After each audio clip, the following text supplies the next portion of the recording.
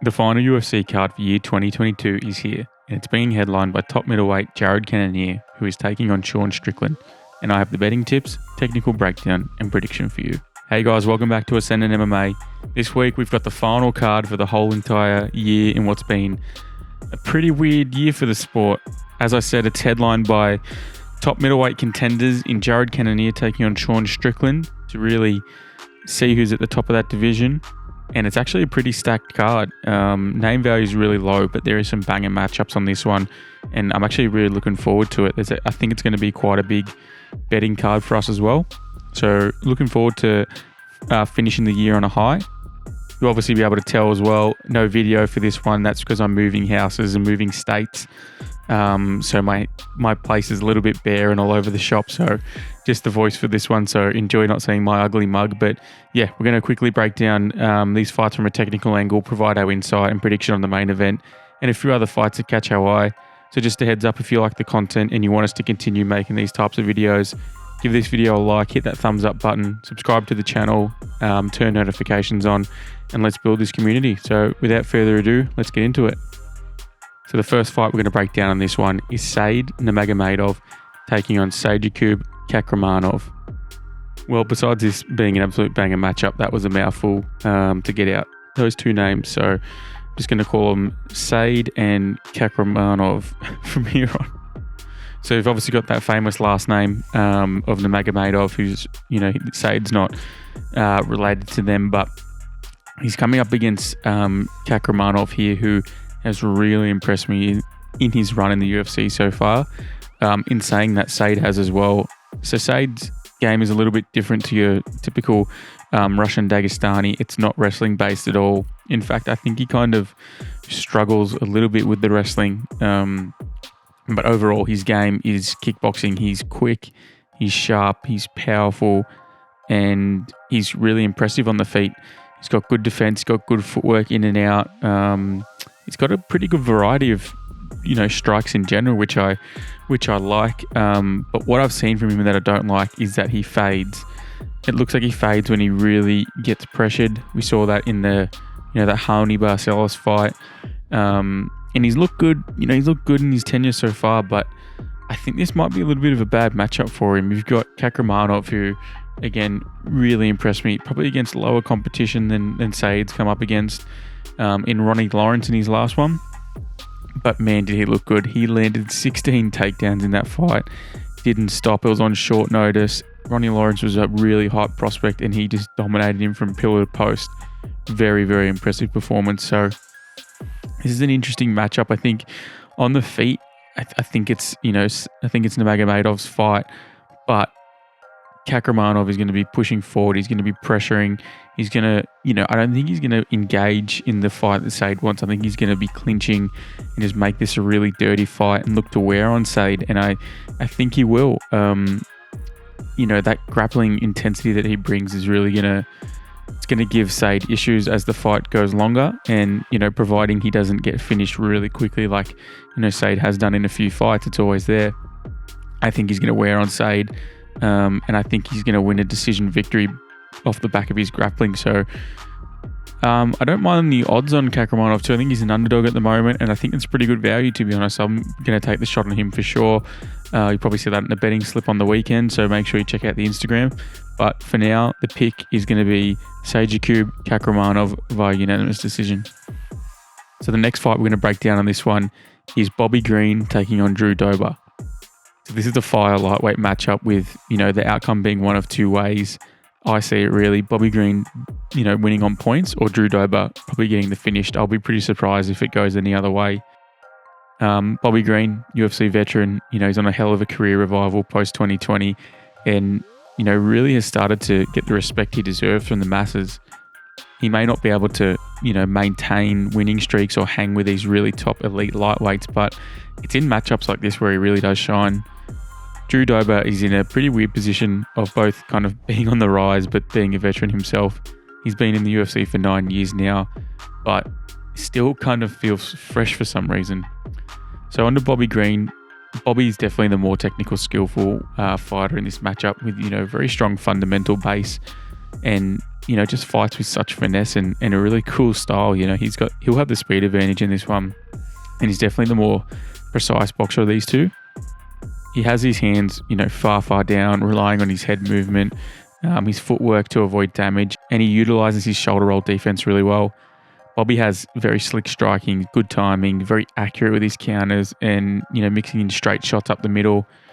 While he has a pretty wide variety of strikes, his best weapons are his straight right, his jab to the head and body, his uppercuts, and his elbows when it's in close range.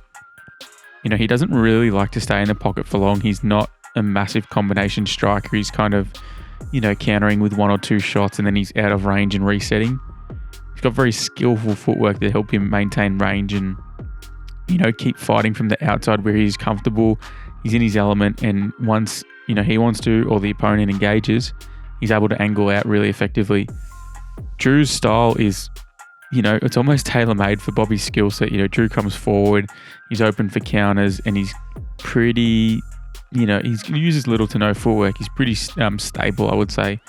So on paper, it's, Bobby looks like he has a field day, just like he did with Iaquinta, Nasrat. But on to Drew. Drew's a bit of a brawler, much less technical compared to Bobby Green. However, his mix of toughness, grit, and, ferocious power shot selection will really make him the KO threat here. We've seen Drew absorb multiple fight-ending shots and continue to push a hard pace on opponents. And we've seen him force finishes in fights where he was getting outclassed. He's got that, that Giga chin, that Chad chin, and it really shows. Dober is definitely the more explosive fighter. And if he can force Green up against the fence, similar to, how Fazeev had Green throughout their fight, he can, potentially unload some really heavy shots to the body that will open up the head. Drew has really good timing on body shots, much like he finished Rafael Alves. And, I think his effective forward pressure can, help back Bobby up, where he'll probably look to, actively hit the body shots. Dober is not really known to have good footwork, but, he makes up for it with heavy forward pressure on opponents who are just forced to retreat. If he's able to, apply that similar pressure as he did with Hernandez, but I'd say a little bit more educated, maybe more feint on the entries, I think he's definitely got the ability to force Green to fight out of his comfort zone in a close, pocket war where he is, able to absorb more clean strikes to the head, a real war of attrition. While Dober is definitely the grittier and the more powerful of the two, I think Green's finesse and precision has me pretty confident that we'll see him touching up Dober for, most of the 3 rounds, using those straight rights, the jabs, the check hooks, and just the 1-2s, all while trying to avoid the majority of power shots coming back at him, as he slips and rolls and resets out of these exchanges. If Dober had a little bit more effective footwork, I'd be a bit more inclined, but instead he's just content, to forward smash barrage in. I just think Green's footwork's far too slick to, just move backwards on a straight line and cover. He'll angle off, he'll pop counters, he'll keep moving. It's entirely possible that, Dober gets really reckless, leaves his chin open for a precise counter from Green, but Green's also coming back off a hand surgery, which makes me a little bit worried to think that he's going to just be out voluming, and hopefully his hand holds up in his return. But I think I see Dober being able to, absorb all of the punishment that Green dishes out. So the pick for this one in what should be a really, entertaining and exciting fight is Bobby Green by unanimous decision. So the next fight we're going to break down on this one is Arman Tsarukyan versus Damir Ismagulov. Again, these names are fucking mouthful. As I posted on the Instagram story earlier this week, this actually may be one of the highest level skill-based fights in, every facet of mixed martial arts that we see in a long time, with 2 really underrated guys. Both these men have showed a crazy level of ability in, grappling, striking, jiu-jitsu, cardio, IQ within the octagon. So let's start with Arman. He's very well-rounded, good striking ability, uses his footwork and his natural short height, stature to feint those takedown attempts, and work off the back of his jab to close distance and engage in his wrestling game. He's got very well-timed shots. It's generally off the back of power shots where he'll work a single leg, and then he'll kind of chain wrestle. So he's very solid in the clinch. He has a really solid upper body, and he just uses it to kind of overwhelm his opponents, especially when he pressures you backwards and you've got your foot against the cage. as I said, great at chain wrestling positions together. So, even if you're able to defend and get back to your feet, he's just ready to take you straight back down and take you for another ride. When he does get those fights to the ground, we've seen leaps and bounds of improvement in his ground and pound ability. And it's just straight up brutal now. His pressure is smothering when it's on top. And, he just consistently works shots to the head and body, just touches, threatens to pass position and kind of just, almost distracts you until he can come down with really powerful slicing elbows. It's damaging. It's brutal. On the feet, he's pretty solid. I like his jab setup. He does this combo chain where he'll throw a power jab, then he'll reset. He'll throw another one and he'll reset. Then he'll fake the jab and he'll come down the pipe with a hard cross, as his opponent either is covering up in high guard or is attempting to slip as they're expecting the jab. I really like his switch kick. It's sharp, it's snappy, it's quick, and he changes the targets of his head, body, leg really well. Overall, I actually just like his kicking game in general. Got a really nice variety of kicks, good teeps up the middle, outside calf kicks, and he actually throws a fair amount of spinning back kicks too. Defensively is where I worry for Arman slightly. He can be a little wild and content to throw looping shots, which, comes back to his height and probably his explosiveness. But I just think in transition is where he can really be caught. I think on the outside and the inside, he's pretty defensively sound, but it's kind of on the ins and outs and the transitions where he can be vulnerable. And I really think Damir is going to be taking advantage of this. So now on to Damir. Again, a bloody well-rounded technical fighter. I've been a really big fan of Damir for a little while now, and every time he steps in the octagon, we really see an improved version. I kind of just wish he would fight slightly more regularly, which he's starting to, which is great. But on the feet, extremely calculated. I really appreciate his distance management. He has such a good ability to be able to use his length, get in and get out before you can even hit him back. And I think most of this comes back to his jab, which is really elite, and it's probably one of the most underrated jabs in the whole UFC. It's a cliche, but his jab really is a piston, and it allows him to maintain range, but it also allows him to measure his shots accurately when following up. And I think it comes back to like that Kazakh boxing style you see a lot with guys like Triple G. You also notice his lead hand, it's constantly working, whether it's feinting or throwing, the jab, the lead hook, feinting the upper. It really does set the tone for his combos he's going to throw.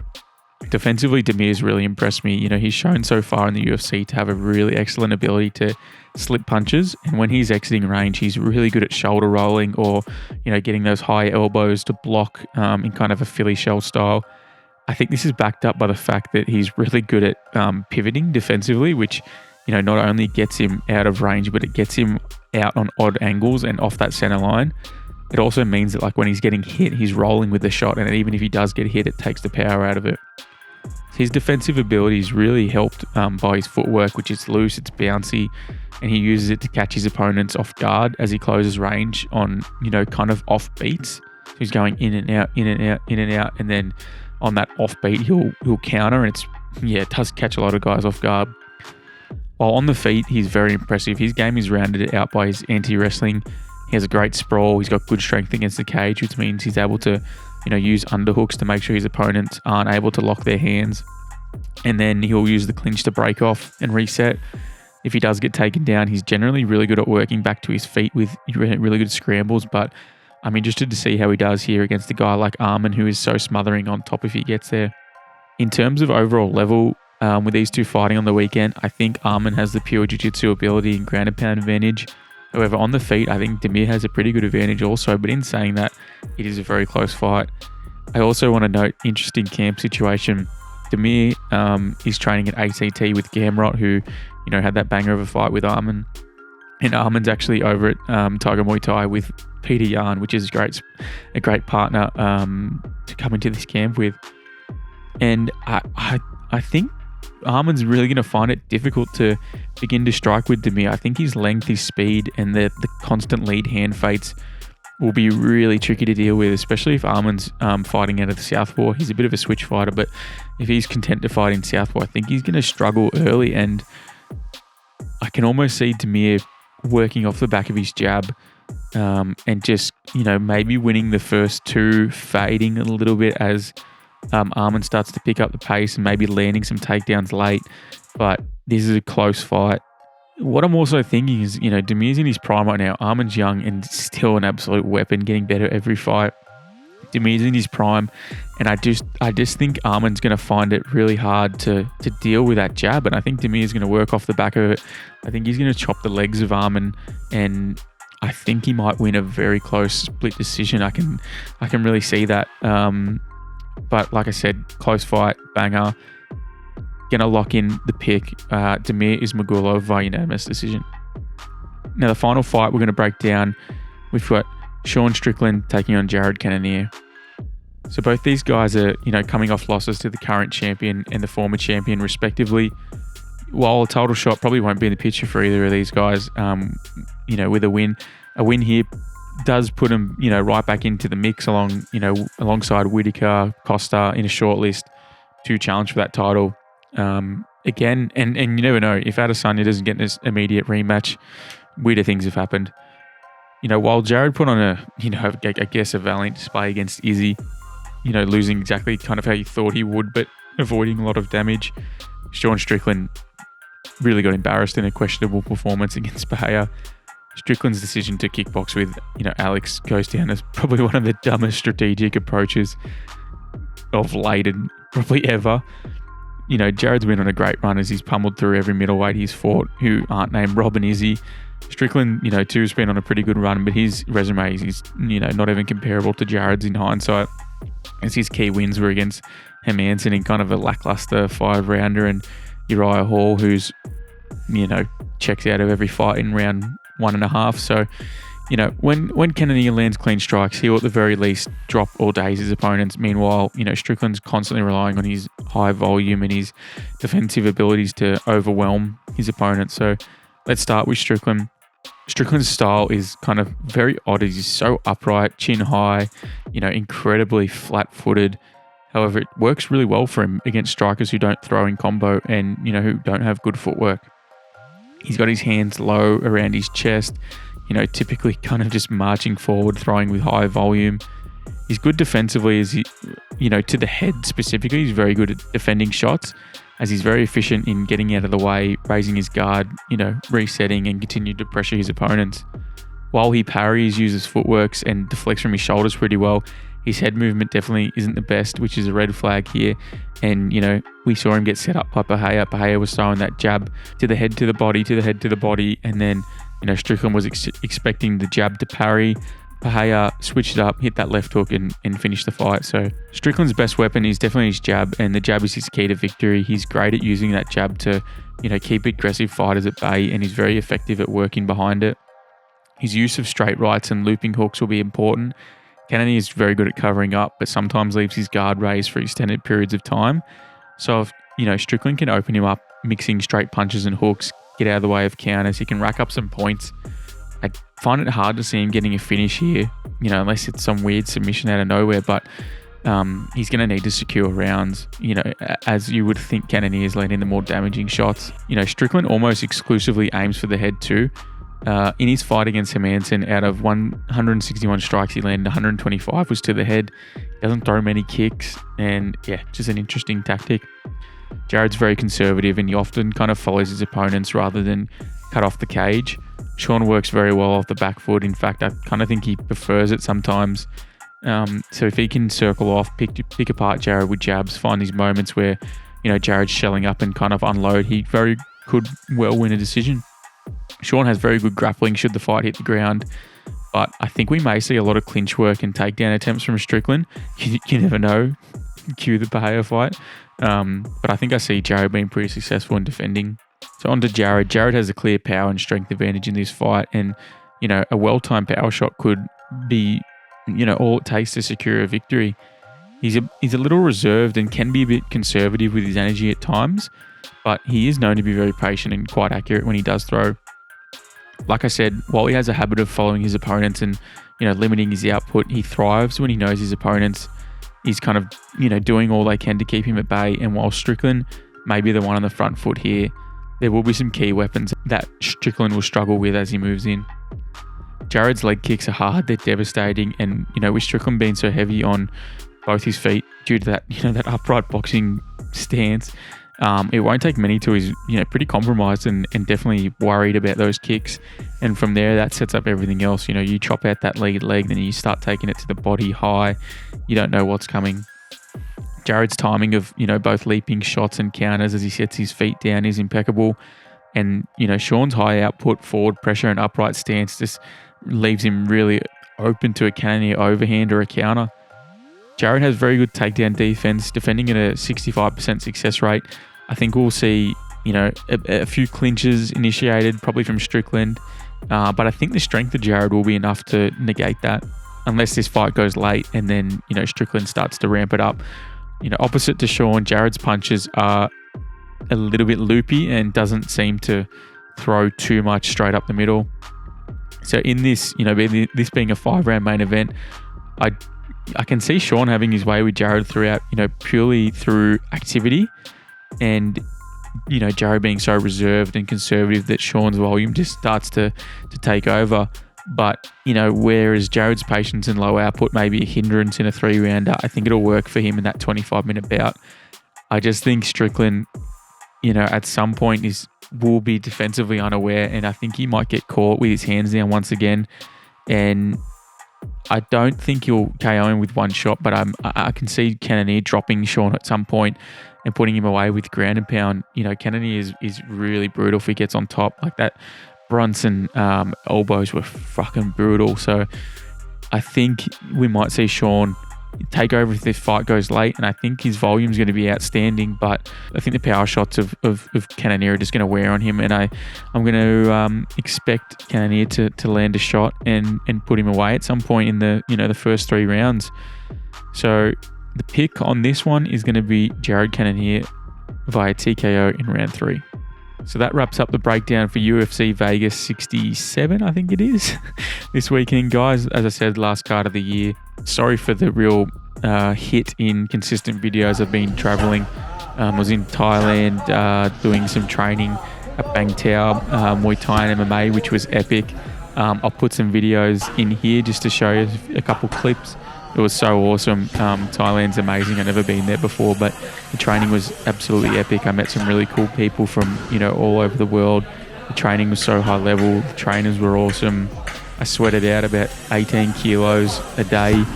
And it was just such an amazing trip. I really can't wait to get back. So yeah, that and I'm moving states at the moment. So yeah, it's been a little bit of a mixy schedule, so I apologize for the break in consistent content. We're absolutely crushing it before that, so it's a little bit disappointing, but yeah, we're going to be coming back with a vengeance in the new year, getting back on that grind, and yeah, really looking forward to growing this channel and growing the community. I really want to hit that 1K subscribers early on next year, sometime the first quarter or two, and then just build from there. That first 1K is always the hardest, so really looking forward to keeping that going. As I said earlier, don't forget to chuck us a like if you enjoyed these breakdowns, and subscribe to keep in the loop. Let us know in the comments who you're riding with and why. As always, head over to our Instagram as we post super regular in-depth text breakdowns as well when we don't have time to convert them to video. So if you're interested, our Instagram will be on the screen here. It's at Ascendant.MMA. We always interact with the community. We converse with heaps of people in the DMs, and we also give out our betting cards every weekend. We chuck up a story, and all you got to do is reply. We send it across for free. So feel free to check us out over there. And yeah, that wraps up the breakdowns and the year. So thanks for what's been a great year. Really hope you guys have an awesome Christmas and enjoy your families, enjoy the break, enjoy not working if you're not working, and really just cherish the time off. So I can't wait to be surrounded by loved ones again and onto a fresh start for the new year. So yeah, thanks guys. Really appreciate the support as always, and yeah, see you in the next one.